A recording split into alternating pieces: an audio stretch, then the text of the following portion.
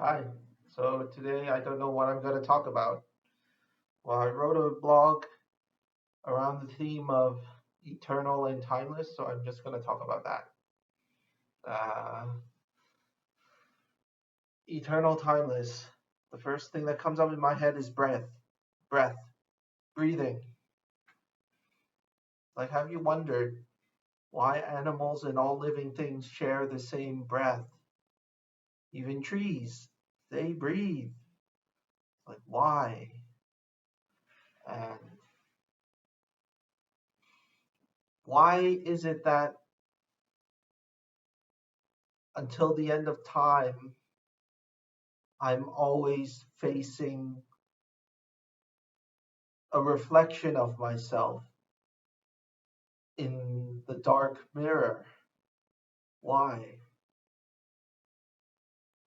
And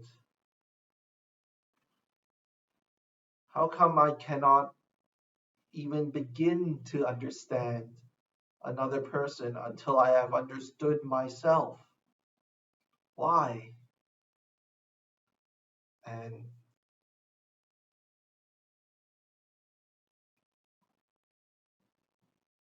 if it's no rush to realize what I really am,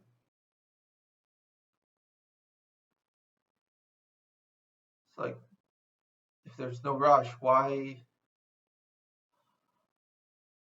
should I wait and postpone? And like, if it is inevitable that I will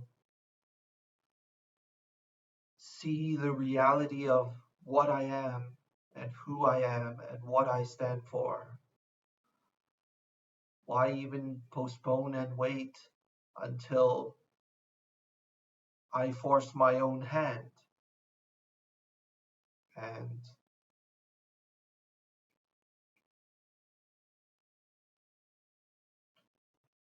why must I love one person more than other people?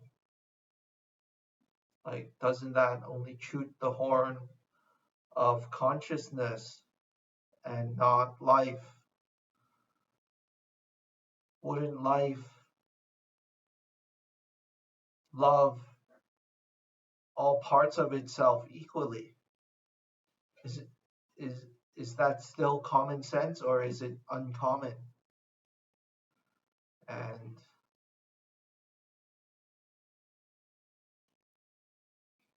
what am I even doing here? Why am I incarnated as a human being? It's like, of all the living things that I could be incarnated as, I am a human being, and I'm here logging for a personal record of myself in the future when presumably I've changed. And there's no end to the questions, right? And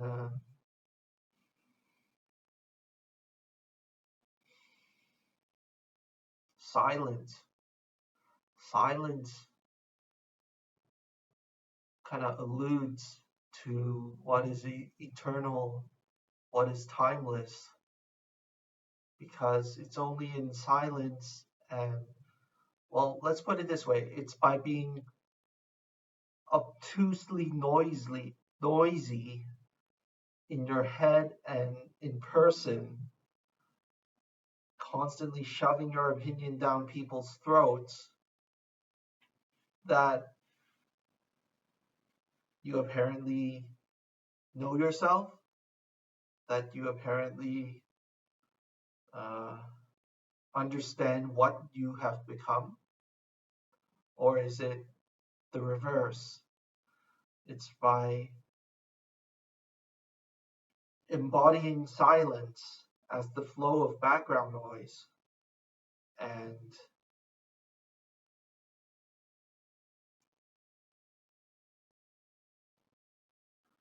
ridding yourself of desires while allowing yourself to have desires to see what it is after.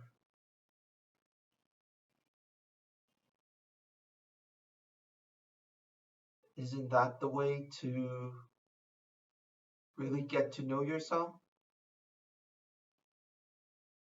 Like the most, I've always, for a long time at least, okay, for a long time, I have thought to myself and believed with conviction that the most important things you need to know in this life are abundantly available and extremely obvious.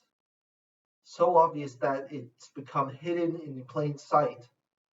And the only reason why it's hidden is because of our self deceptions, our self deceits. And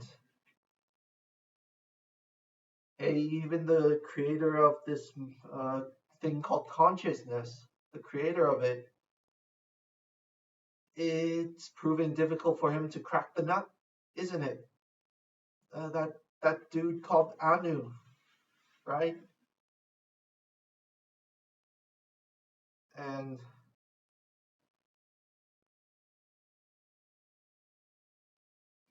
I would like to say that another thing that is eternal is how kindness trumps intelligence. Like you can be dumb as fuck, but if you're kind and you're dumb, I mean that's a much more preferable engagement than someone who's intelligent and ruthless. And and what are we all driven to be and become? Ruthless and intelligent. Ruthlessly intelligent. And it's such a reverse of what living should be. And I've heard this argument that in the rock, in the trees, in us human beings, is a life, is it's like a breath and a life that animates us and pushes us into existence. And because that quality that will be called life is in everything and everyone, what is implied in that is everyone is equal in everything. And I mean, that is something that directly conflicts with our knowledge cult that we have at our schools and universities and professionals that profess a greater knowledge, that profess a greater ability. And, it's somewhat tragic that um, the people who know more are taking advantage of it to plunder the vulnerable, the intellectually vulnerable, let's say. And but then I have to admit to the extreme harmony that the universe creates. And what I think is bad may not actually be so bad. And what I think is good may not actually be so good. That is something that I frequently come across during my journey to life, like like a day like today. Uh, yeah, thanks. Bye.